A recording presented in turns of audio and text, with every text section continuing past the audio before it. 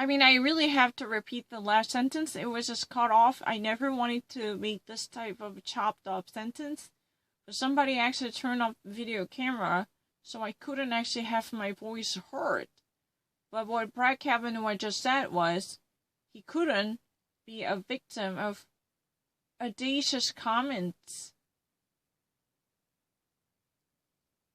which were unbridledly abetted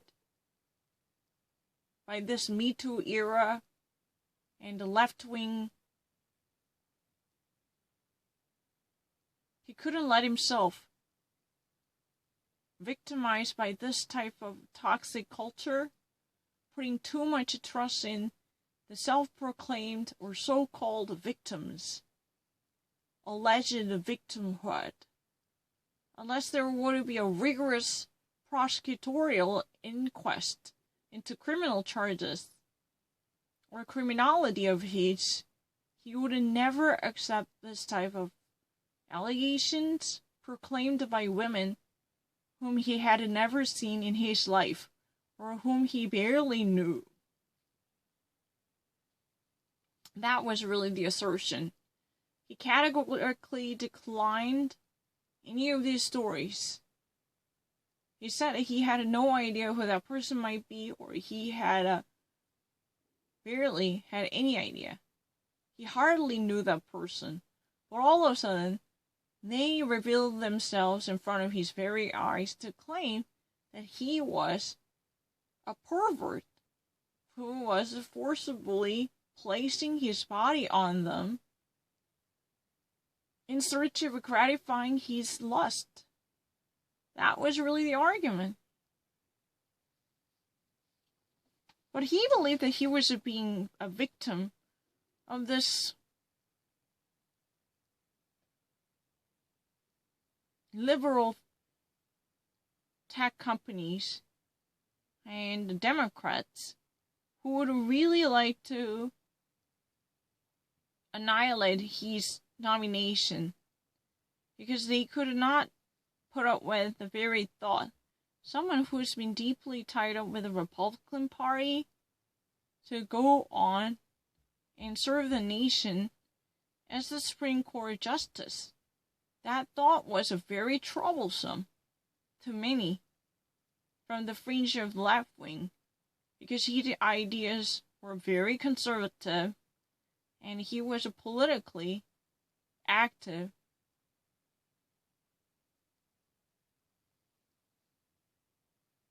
And many of choices he made, including the Bush versus Gore, when there had been serious lawsuit against the way state of Florida handled the election, presidential election,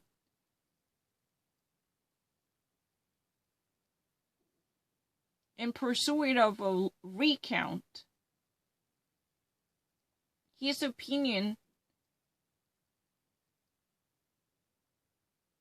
was too important to be ignored in making of a President George W. Bush, though it was a sort of political retaliation, he thought. That was really the reason why this, tech-oriented lynch justice decided to enlist as many women as possible to fake this bogus charges, which he knew nothing about. If you have replaced advice and consent with search and destroy. Clarence Thomas had... He really actually thought that this type of comply and a search and normally any type of procedural steps for criminal investigation for torture and destroy and torment, because he felt that this whole systematic approach to the possible criminal case without having a space reserved for victim's credibility or innocence, then this would be no less than torture and destroy. That was really the reason why he said that. If you replace search and comply and search and testify,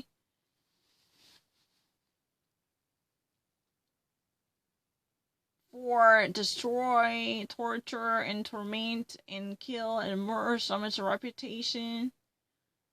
He wanted to actually see this. He believes the entire criminal charges on him were nothing but a hoax. But there was no, because there was no modicum of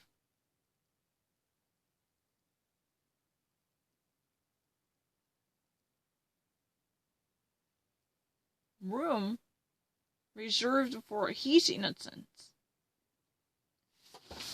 He was thinking that if he were to be truly a criminal rapist who wanted to harm these many women, there should be a prosecutorial trial. But even in the midst of trial, no defendant or accused would be treated in this way. Why would they ever consider me as a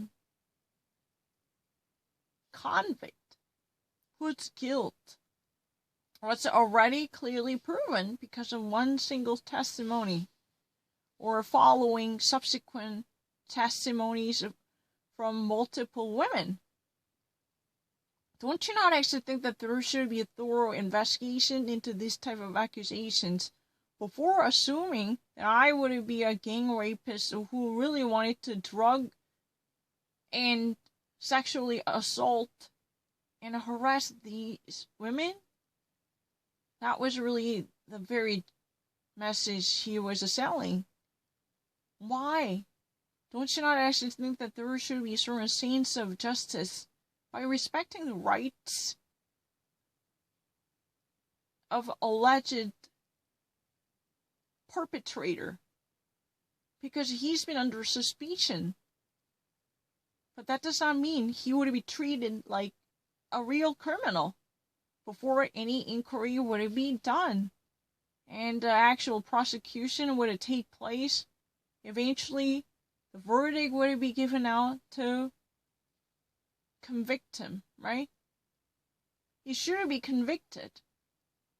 In that way, we can finally say that he's a guilty party whose wrongdoings were proven true. But he would be deprived of these chances guaranteed in the legal document. That was really the reason he was so frustrated. Why was he immediately considering me a gang rapist? Because of these whatever claims. Have you ever had done anything about the investigation? Do you even actually know what our law promises if this type of events happen? There is such a thing as a due process, and everyone deserves to go through that. Either to recuse oneself from these charges, or exonerate oneself from them, or even actually one could possibly be convicted of them. Alright? There should be proper prosecution. Once there is really the accusation, there should be a prosecution. Then there should be a trial. And a final verdict delivery after jury's deliberation. For the first, nothing. Why would you actually try to psychologically break me down by accusing me of something that I had never done, without reserving a proper space for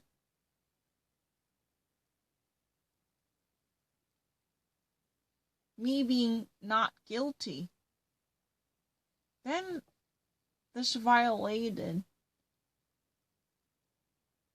the rule asking anyone to be considered innocent until proven guilty. The presumption of innocence was not there. It invoked race. Now Brett Kavanaugh launched a partisan attack on the Democrats. At that time, Justice Clarence Thomas attacked the Democrats, citing racial inequality. But Brett Kavanaugh was citing Democrats' partisanship. Democrats couldn't tolerate his politically nuanced identity throughout his time in the core system. That was really the reason they wanted to take this gavel away from him. They want him to be defrocked, or at least they want him to be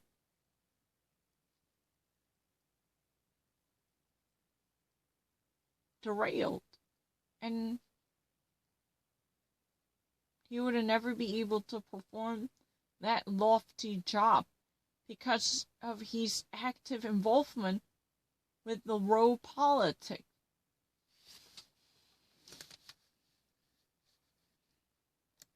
This whole 2-week effort has been a calculated and orchestrated political hit.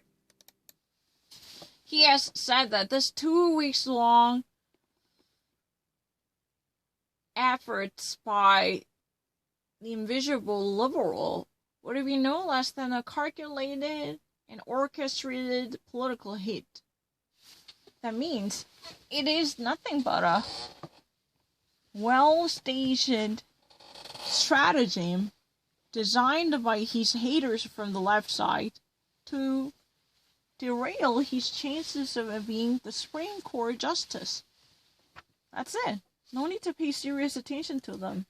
They just actually simply dislike my own identity in the political arena as a conservative judge. They want me to fail. That's really the reason. That's what he said. I mean, not my opinion.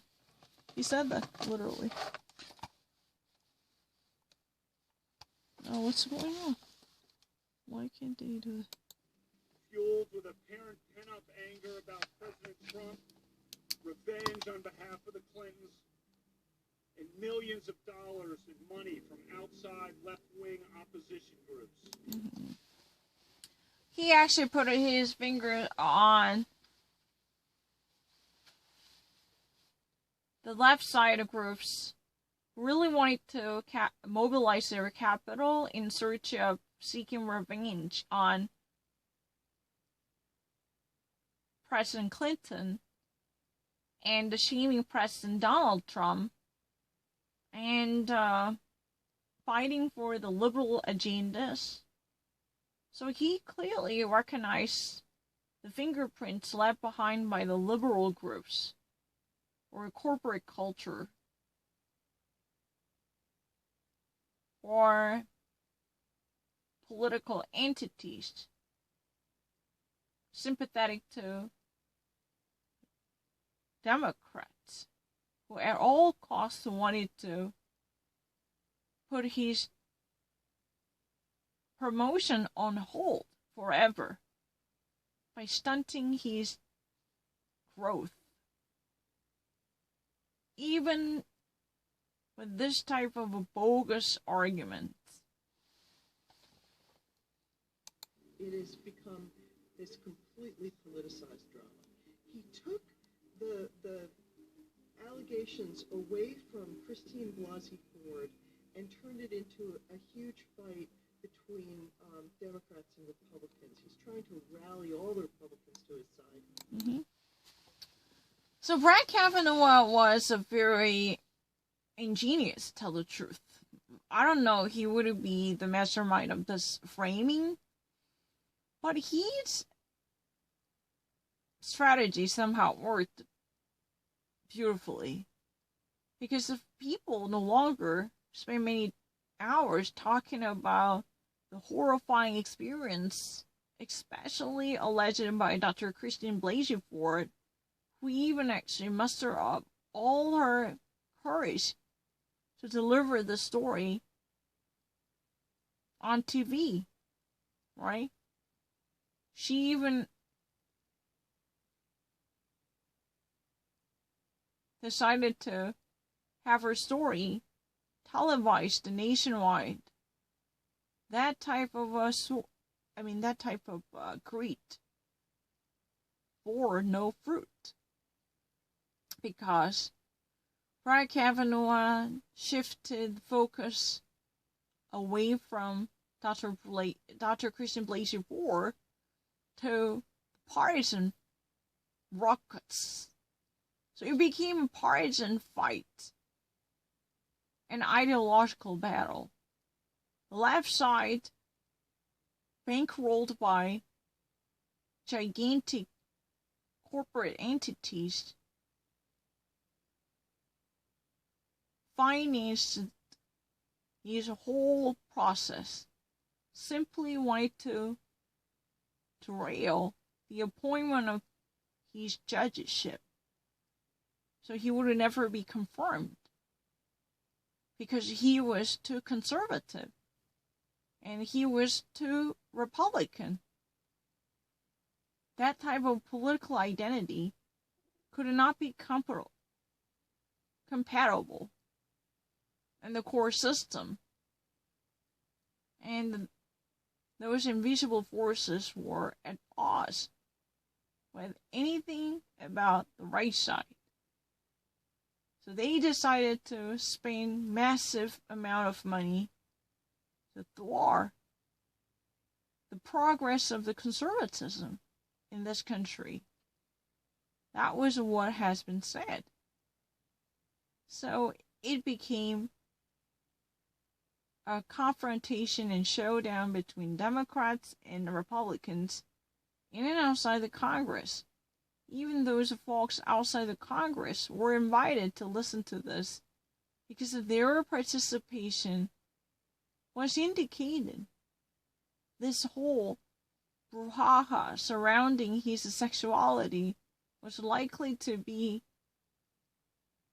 driven by the influx of money coming from California, because they had a seriously horrifying abhorrence for Donald Trump, and they wanted to seek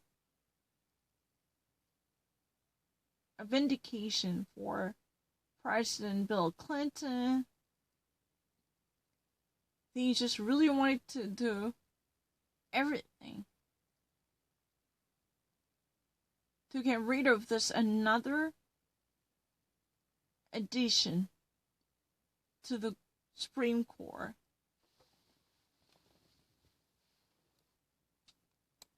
Kavanaugh had become a combatant in the war between Republicans and Democrats. So Kavanaugh became a combatant. That means he became a warrior in this partisan battle. He all of a sudden embodied a crusader who truly represented the Republicans' ideology. So everything about Brett Kavanaugh's confirmation was eventually reduced into partisan bloodbath. Both sides really wanted to point out how corrupted one or the other side has been. So this was the byproduct and product of hyper-partisanship. And Brett Kavanaugh somehow used his brain to come up with this type of acerbic fight. Because it was just a matter of time somebody would kindle this fight to be ignited. He was the one who carried this majestic and striking. And there came a burning fire, which started everything. Does this reflect what you are? Does this yearbook reflect your focus? They squared off over his high school yearbook. That's easy, yes, no, you don't have to filibuster. And his drinking. No. We got this up. I'm gonna talk about my high school. No. I'm gonna talk about my high school record. You're gonna sit here and mock me. Senator Graham. On the Republican side, Lindsey Graham led the fight. This is the most unethical sham since I've been in politics. Boy, y'all. Democrats were desperate to trouble his high school period. So they actually published it and opened up so many private information related to his high school. There was a picture from his yearbook demanding his explanation, but those Democrats were not really that much interested in hearing his answer, but they simply wanted to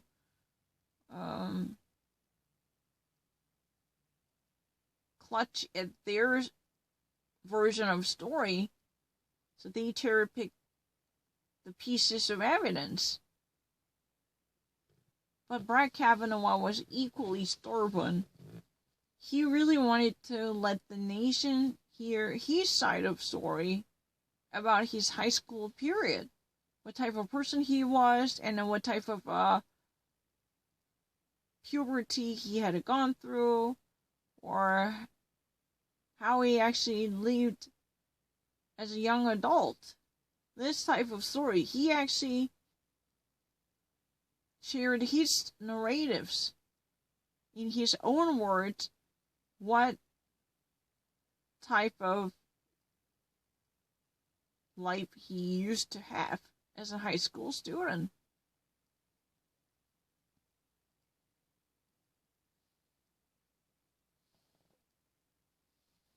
And from the Republican side, Lindsey Graham, for Arns, he stepped forward saying that this is the shame, the greatest shame I've ever experienced since I've been in politics. This type of hoax should never be bought without having a firm proof that would truly guarantee the authenticity of the story. How could you do this to someone whose life was all about keeping his integrity clean and safe? Don't want power. God, I hope you never get it. I hope the American people can see through this sham.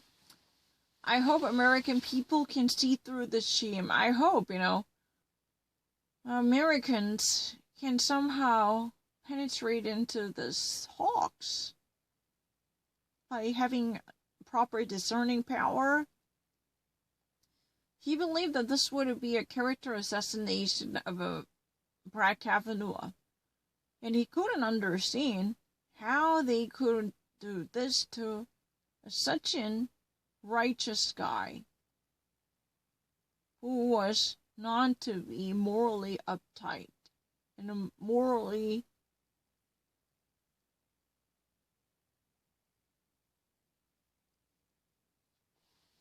clean.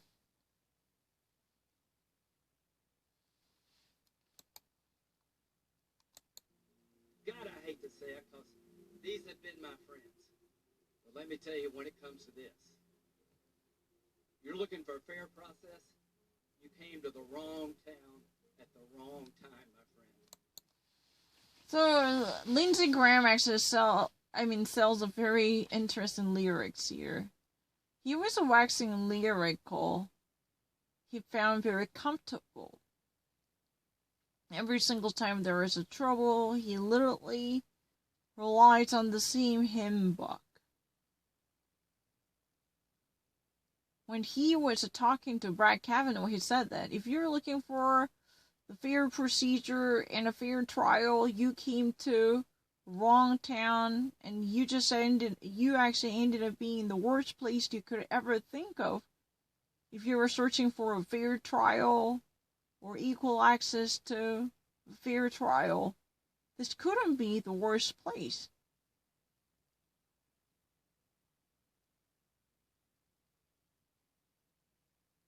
Because this is probably the most terrible place you can ever be if you're looking for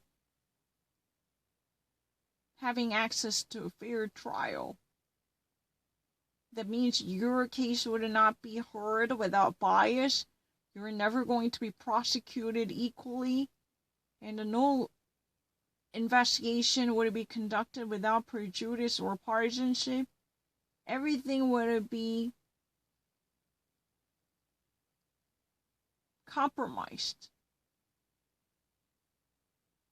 In accordance with the party politics, Washington, D.C. offers no solace to this type of problem. That was really the argument. Mitch McConnell somehow made a very intriguing assertion that this person's presumption of innocence, which was supposed to be given, was completely wiped away because of the hyper-partisanship in Washington, D.C. There was no single opportunity given to Brett Kavanaugh to find out what truly happened to him. No single soul was decent about one's efforts to listen to his testimony. His witness deposition was not considered seriously. There was not a single moment he would be treated fairly as an accused. If he was a defendant in the courtroom, he would never be treated this harshly. He was pushed into the corner, and his own words eventually painted himself into the corner because Democrats would never recognize any goodness in his own words. So his words were cherry-picked and hand-curated by the opposite to put a noose around his neck.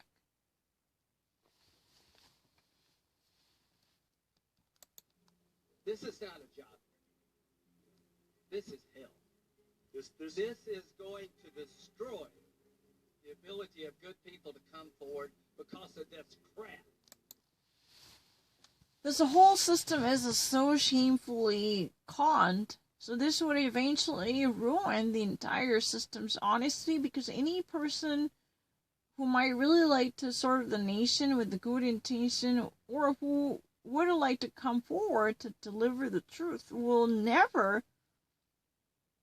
do that in the aftermath of this horror, because they knew the system is going to destroy you. They will actually learn another lesson from Brett Kavanaugh's case too. The system is not on your side whenever you actually made your come out to deliver the story.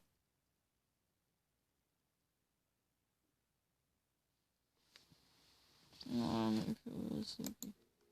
high school yearbook. It serves to rally Republicans and make it an us versus them kind of issue. If it's an us versus them kind of issue, if you have the majority, that's what you want. Mm-hmm. So this type of binary, us versus them assertion, was a typical playbook based upon partisanship and party politics, right? But this is really the very strategy you want to hang on to. If you really have a more number of people on your side, it means if you were from a majority party, then you would definitely like to sing this song, right? This gospel would always work wonders. If you have more people on your side, so if your party is a majority, then you would like to do that. Because by dividing people into two groups, those on the other side who would be opponent of my story would be categorized as my enemies against us. So we are actually in this game together. We should hold on to each other. We should maintain our solidarity by drawing a line between us and these other folks. That was really the song he sang throughout the confirmation.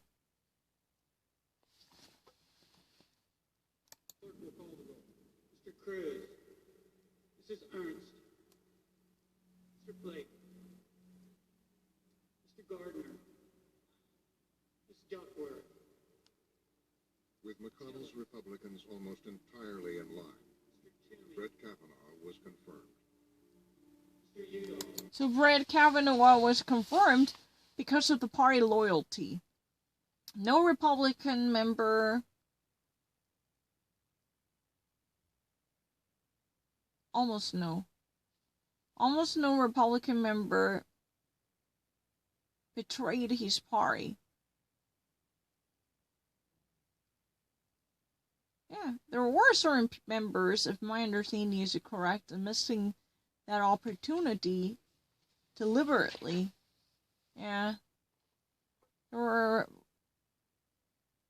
ballots which were discarded because somebody actually decided to vote with feet, or somebody wanted to be out of this controversy. But eventually, majority of Republicans manifested their solidarity with the party's major project. So Brett Kavanaugh was confirmed. Partisanship would now reign. More than any of the other fights, the Kavanaugh nomination hearings really ended up tarnishing the court's reputation as an apolitical institution. So there was no other incident like this that would have this much tainted the court's reputation as an apolitical institution. That means the Supreme Court of the United States was supposed to be non-political entity from the judicial branch, maintaining its own political equilibrium and impartiality. However, Brett Kavanaugh's confirmation process completely drains the nature of impartiality expected from the nation's highest court. The supreme authority coming from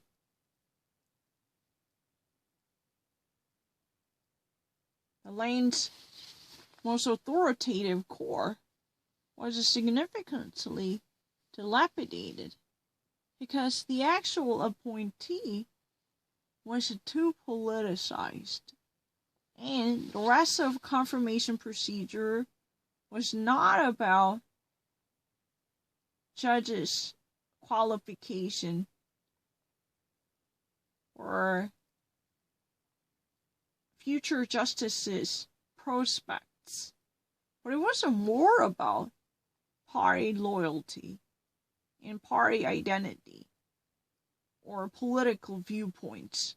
The whole process of judge nomination and confirmation and appointment turned themselves into political circus.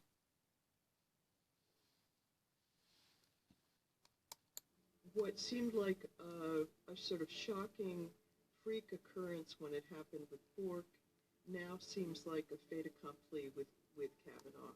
He now is up there on the bench, and everybody assumes it's only because of politics.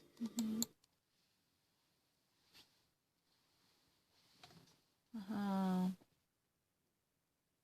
So what started as a political fracas, this, one type of a freaking altercation that somehow challenged the credibility of Justice Brett Kavanaugh, evolved itself into a political clashdown between two different parties.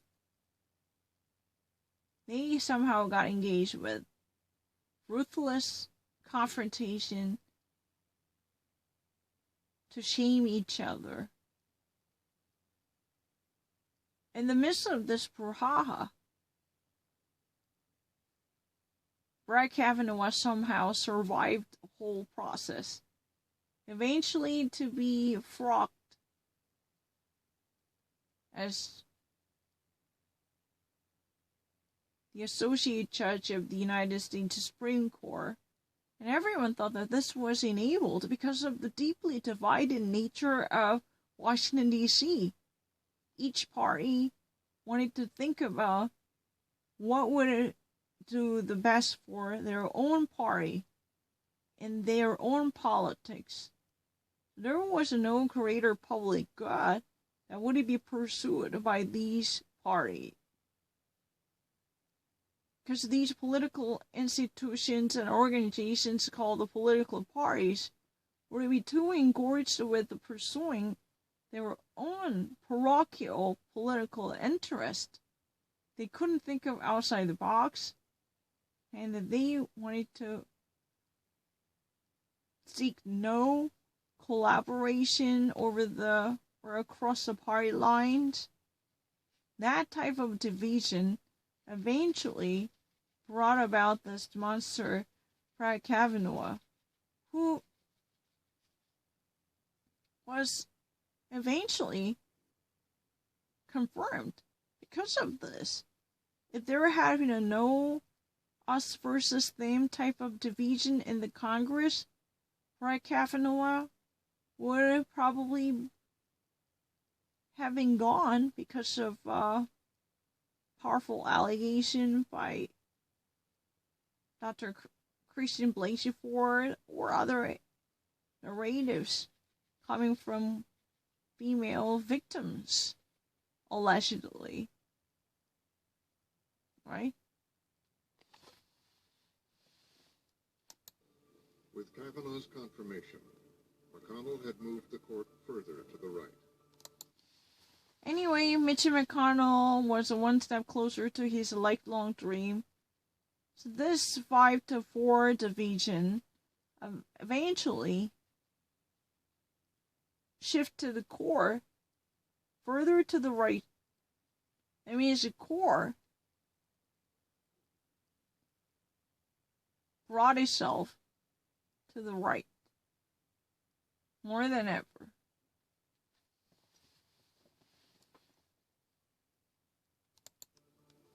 But then, just over a month before the 2020 election, the death of the court's most prominent liberal, Ruth Bader Ginsburg. So this was a very shocking. No. No. Why didn't I know that's an answer? This is very shocking. Just a month before the 2020 election, there was a very shocking announcement, which was the death of Ruth Bader Ginsburg. She was, of course, the most prominent liberal. That means this iconic liberal judge, this legendary liberal judge, and this most eminent liberal warrior in the court, all of a sudden died. That was a very powerful news.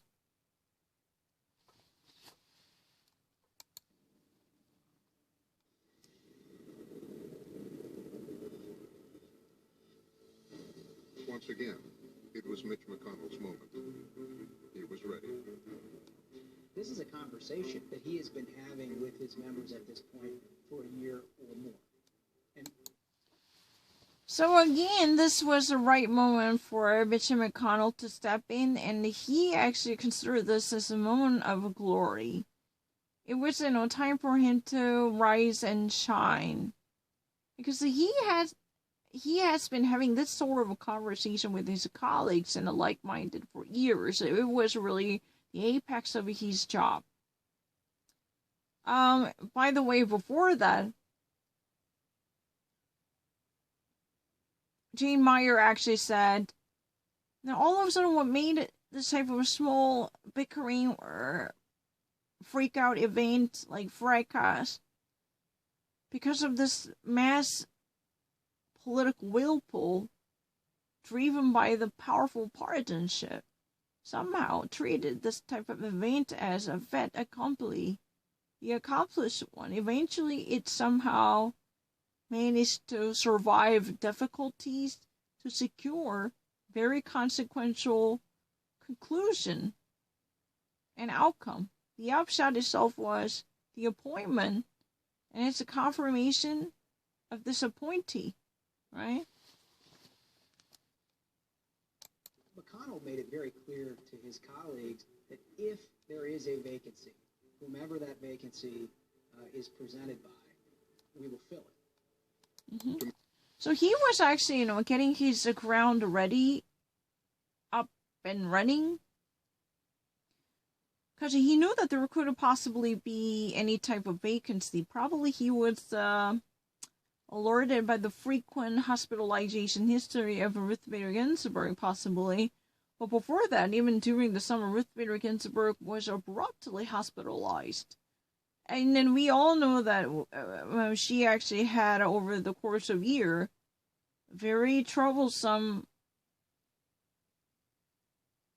struggles coming from all sorts of different complications, especially related to, her previous cancer fights. She had a lung cancer, she had a pancreatic cancer, she had a bile duct infection, or she had a breast cancer.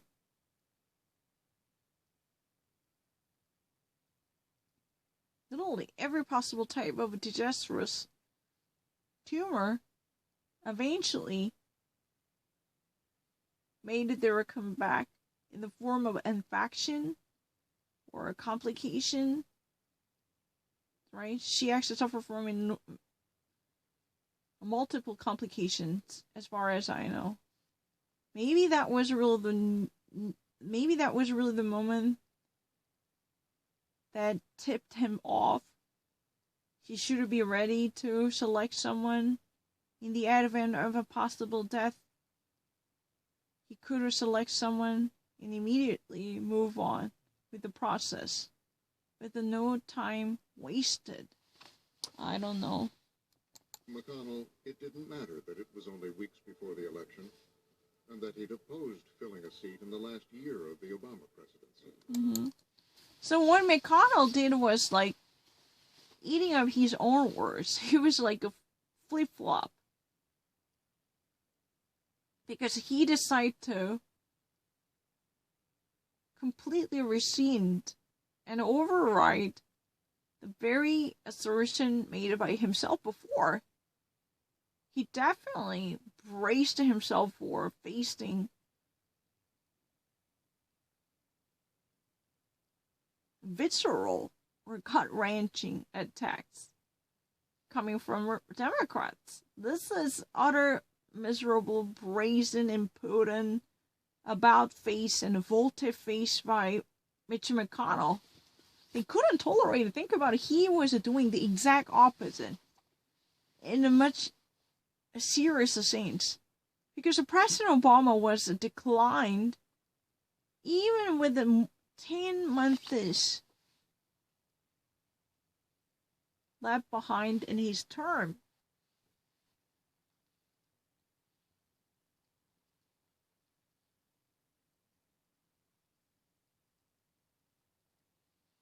He actually had 10 more months left during his presidency. But he was not able to pick someone because his time in office was about to be finished.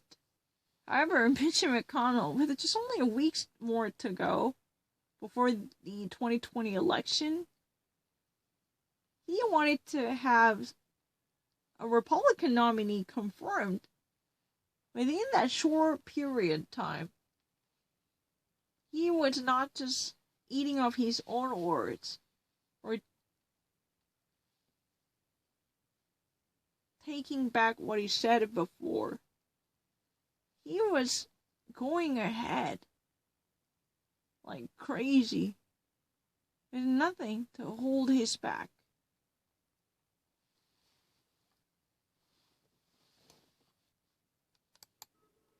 The fact that it was occurring while the presidential election was underway, unprecedented. It's never happened in the history of the Senate, for all of their explanations and excuses. It's never been done. And also, what's been so shocking is the whole nation was just on the doorstep of a newly pending election. The election was approaching fast forward. The entire Senate had no history of whatsoever like this. Whatever type of excuse or pretext they wanted to present, that would be futile and meaningless, because never in the history of this nation there was such a fast-track confirmation process. Just days before, weeks before the election, presidential election. I mean, there would be a new government in a couple of months. And the decision for that would be made in weeks. And don't you not actually think that new government should exert its influence to make the right decision for that? And it was a really crazy argument that the sitting president, backed up by the majority in the Senate, would it be entitled to appoint someone, and that person had every reason to be heard in the Congress. That was really the antithesis of what Mitch McConnell said when President Obama was in office.